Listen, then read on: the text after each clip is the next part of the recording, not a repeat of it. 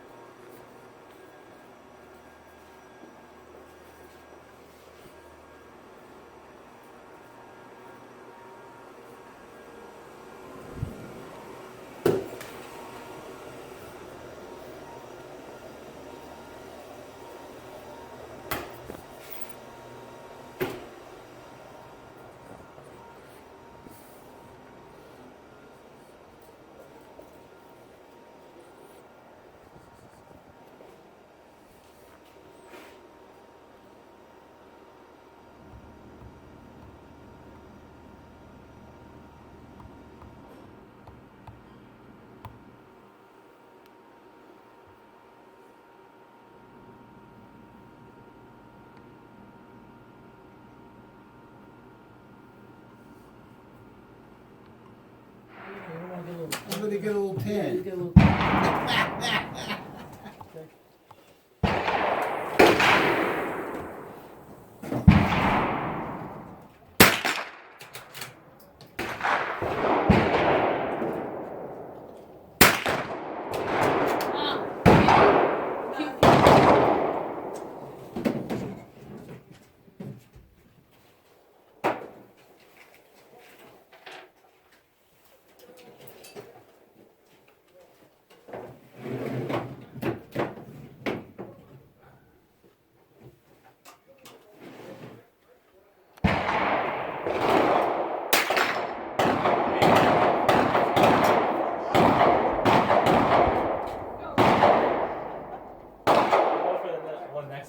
That's all I can do.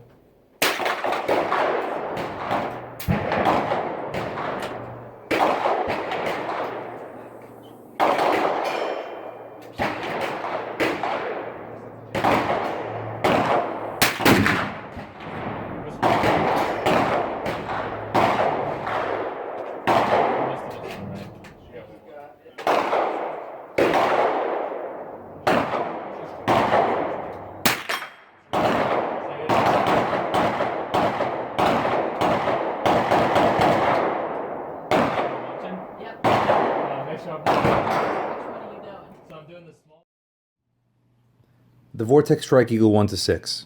What's the short of the long? Well, I like it. I like it more than the 8X. Primarily because it's less expensive, but I find the glass a little bit clearer, and the reticle is actually a little bit brighter on this at max as opposed to the 1-8.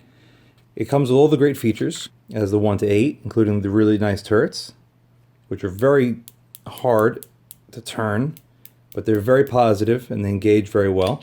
Nice audible click from the detent.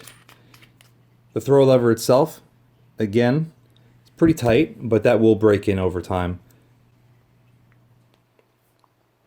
As far as light transfer out the front, it's not too bad, but you're going to have that no matter what. This is on its brightest setting.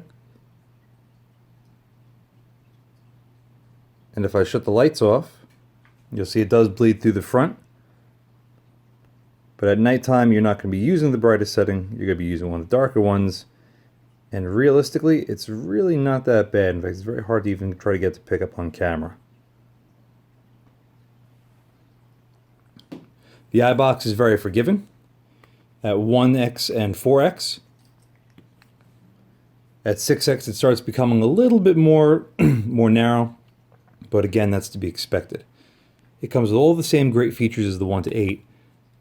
Caps, turrets, illumination, but with none of the drawbacks. And the drawbacks being the 8X I felt wasn't that clear at 6 or at 8, and the reticle wasn't as bright. Now keep in mind, this is, I find, to be brighter at its max setting than the 1-8 was. And I'm using the exact same battery that I used on my 1-8. So figure that one out. The reticles are a little different, but I gotta be honest, I have no problems with this one. I'm sure it'd be very useful. So that's my review of the Vortex Strike Eagle 1-6. I approve of it, I like it, and I think it's a much better value than the 1 to 8 is. If you liked what you watched, please like and subscribe, and don't forget to check out my other videos. Thank you very much for watching.